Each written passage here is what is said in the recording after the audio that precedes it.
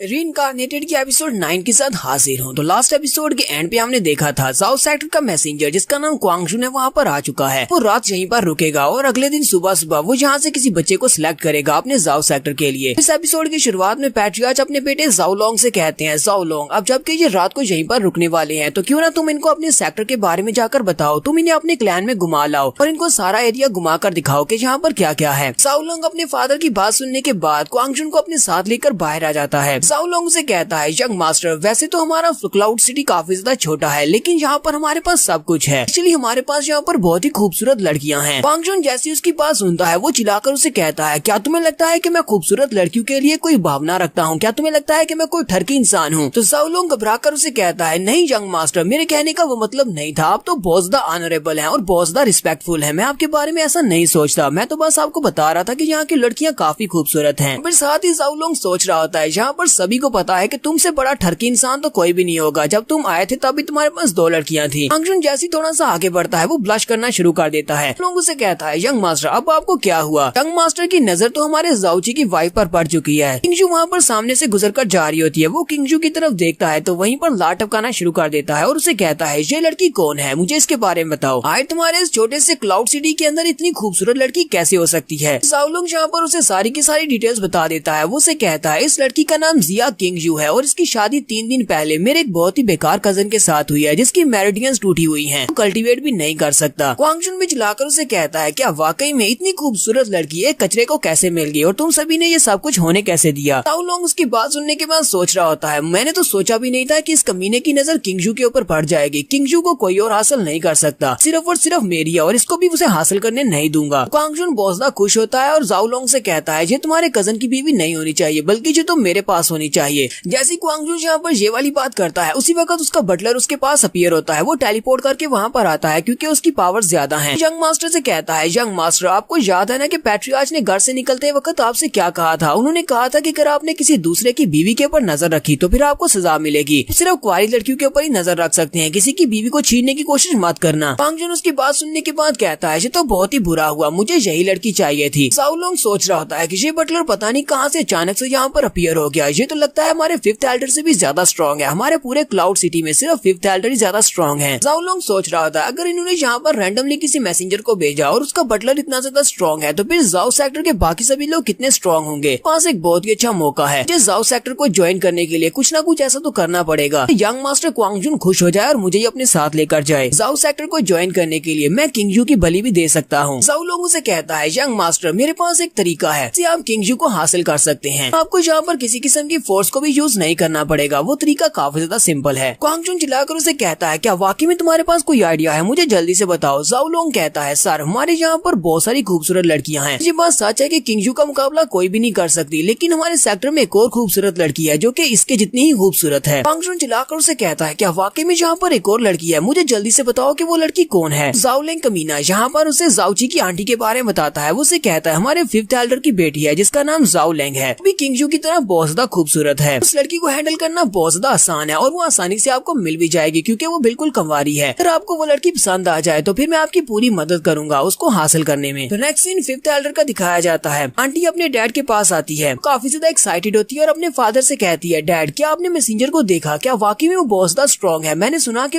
जाओ सेक्टर का जो मैसेंजर है वो काफी स्ट्रॉन्ग है। फादर उसे कहते हैं, हाँ वो काफी ज्यादा अच्छा है, उसकी कल्टीवेशन तो ठीक है, उसके पास स्किल्स भी है, लेकिन तुम्हें अपने रूम से ज्यादा बाहर नहीं आना चाहिए क्योंकि वो बिल्कुल भी अच्छा इंसान नहीं है, वो एक बहुत बड़ा ठरकी है। जाओ लोंग अपने डैड से कहती है, डैड आप किसी चीज को लेकर परेशान लगते हैं, ये आप जाओ क्वांग की वजह से परेशान तो नहीं है, यानी कि उस मैसेंजर की वजह से। फादर उसे कहते हैं, वो मैसेंजर अपने साथ एक गिफ्ट लेकर आया है जिसको कनेक्टिंग मिस्टिक पाउडर कहते हैं, उसकी मदद से हम लोग किसी की ब्लॉक मेरिडियंस को ठीक कर सकते हैं। टीवी ये बात सुनने के बाद बहुत ज्यादा चौंक जाती है और कहती है, क्या वाकई में वो किसी के मिस्टिक मेरिडियंस को दोबारा से रिपेयर कर सकती है? फादर उसे कहते हैं, तुम्हें ज्यादा एक्साइटेड होने की जरूरत नहीं है, हमें अभी तक ये नहीं पता कि वो वाकई में काम करेगी या नहीं, लेकिन वो तो हमारे पैट्रियार्च के पास है और मुझे नहीं लगता कि पैट्रियार्च ये वाली मेडिसिन जाओची को देने वाले हैं क्योंकि वो उसे अपने फैमिली के स्पेशल ट्रेजर के तौर पर ट्रीट कर रहे हैं और जाओची को तो बिल्कुल भी नहीं देंगे। जाओ लोंग अपने डैड से कहती है, लेकिन डैड वो ऐसा क्यों करेंगे? यहाँ पर सभी को पता है कि उस चीज की जरूरत सबसे ज्यादा जाओची को है क्योंकि जाओची की मेरिडियंस बर्बाद हो चुकी हैं। डैड उसे कहते हैं, तुम भी ये बात अच्छी तरह से जानती हो कि पैट्रियार्च हमारे जाओची को कचरा समझते हैं, वो कभी भी इतनी पावरफुल मेडिसिन उसे नहीं देंगे। आंटी उनसे कहती है, लेकिन डैड वो बहुत ज्यादा काम का है, वो कचरा नहीं है। इसे रात रात का सीन दिखाते हैं। तो आंटी अपने भतीजे के लिए वो मेडिसिन चोरी करने के लिए रात के वक्त चोर बनकर बाहर निकलती है और सीक्रेटली ट्रेजर रूम की तरफ जा रही होती है कि उसी वक्त उसके डैड पीछे से आते हैं और उसको पकड़ लेते हैं, उसका निकाब उतार देते हैं। वो चिल्लाकर कहती है, डैड आप यहाँ पर क्या कर रहे हैं? उसके डैड उसे कहते हैं, तुम यहाँ पर क्या कर रही हो? मुझे पता ही था कि तुम ऐसा बेवकूफी जरूर करोगी। तुम जाउची के लिए वो मेडिसिन चोरी करने के लिए जा रही हो, पता भी है अगर तुम पकड़ी गई तो फिर क्या होगा? आंटी डैड से कहती है, लेकिन डैड आपको भी पता है अगर हम लोग मेडिसिन जाउची को नहीं दी तो उसकी मेडिसिन सारी जिंदगी के लिए ब्लॉक रहेंगे और वो कभी भी दोबारा कल्टीवेट नहीं कर पाएगा। अभी लोग जाउची को बहुत ज्यादा कम समझते हैं, वाकई में वो एक बहुत ही अच्छा इंसान है। हर टाइम जब भी कोई उसके ऊपर हंसता है तो आपको क्या लगता है? क्या उसे बुरा नहीं लगता? उसको बहुत ही बुरा महसूस होता है। मैं जाउची के लिए कुछ भी करने को तैयार हूँ, अगर मुझे यहाँ पर सजा भी मिले इस मिस्टिक मेडिसिन को चोरी करते हुए भी मैं सजा पाने को तैयार हूँ, लेकिन जाउची की मेडिसिन को हील करवाना चाहती हूँ। डैड उसकी बात सुनने के बाद उसके सर पे हाथ रखते हैं और कहते हैं, मुझे पता है कि तुम जाउची के लिए किस तरह फेल करती हो, लेकिन क्या तुमने कभी इस बारे में सोचा है अगर तुम यहाँ पर पकड़ी गई तो तुम्हारे पकड़े जाने के बाद जाउची का क्या होगा? जाउची का ख्याल कौन रखेगा? पूरे कबीले में सिर्फ एक तुम ही हो जो जाउची का इतना ज्यादा ख्याल रखती हो। आंटी उनकी बात सुनने के बाद कहती है, डैड आपने जो बिल्कुल ठीक कहा, मैं पकड़ी गई तो फिर जाउची का ख्याल कौन रखेगा? डैड उसे कहते हैं, मैं अपनी पूरी कोशिश करूंगा, मैं उस मेडिसिन को हासिल करूंगा, पैट्रियार्च से बात करूंगा कि वो मेडिसिन जाउची को दे दें, इसलिए तुम जाओ जाकर सो जाओ। वो उनसे कहती है, ठीक है डैड आपका बहुत बहुत शुक्रिया, मैंने आपको परेशान कर दिया, मैं अभी जाकर सो जाती हूँ। नेक्स्ट सीन अगले दिन सुबह सुबह का दिखाया जाता है। सुबह के वक्त वो सारे बच्चे वहाँ पर ग्राउंड में जमा हो जाते हैं। क्वांग जुन भी उनके सामने बैठा होता है। जाउची और किंग जुन वो दोनों भी वहीं पर होते हैं। जाउची किंग जू से कहता है, मैंने लास्ट नाइट तुमसे जिस बारे में बात की थी उसके बारे में क्या ख्याल है? क्या तुमने उस पर अपनी मास्टर से बात की या नहीं? किंग जू से कहती है, मुझे तो वो बात याद भी नहीं है कि तुमने किस बारे में बात की थी। जाउची जलाकर उसे कहता है, तुम इस बारे में मजाक कैसे कर सकती हो? तुम्हें पता है ना ये बात बहुत ज्यादा इम्पोर्टेंट है। वहीं पर जाउची की आंटी भी आ जाती है। वो जाउची को इशारा करती है और कहती है, जाउची मैं यहाँ पर हूँ। भी उसे देखकर बहुत ज्यादा खुश होता है। वो उसे कहता है, लिटिल आंटी तुम भी यहाँ पर आई हो और फिफ्थ एल्डर आप भी आए हैं। उनके पैट्रियार्च दूर से चिल्लाकर उसे कहते हैं, जाउची चुप रहो और जाओ जाकर वापस लाइन में खड़े हो जाओ। तुम सभी लोग वहाँ पर क्यों गप्पे लगा रहे हो? अब मैं यहाँ पर जाओ सेक्टर के मैसेंजर को मौका देने वाला हूँ ताकि वो यहाँ पर खड़े होकर तुम सभी के सामने बात कर सके। क्वांग जुन उन सभी से कहता है, तो लगता है कि सभी बच्चे यहाँ पर आ चुके हैं। तुम सभी को ये बात पता होगी कि मैं यहाँ पर क्यों आया हूँ, मैं कौन हूँ।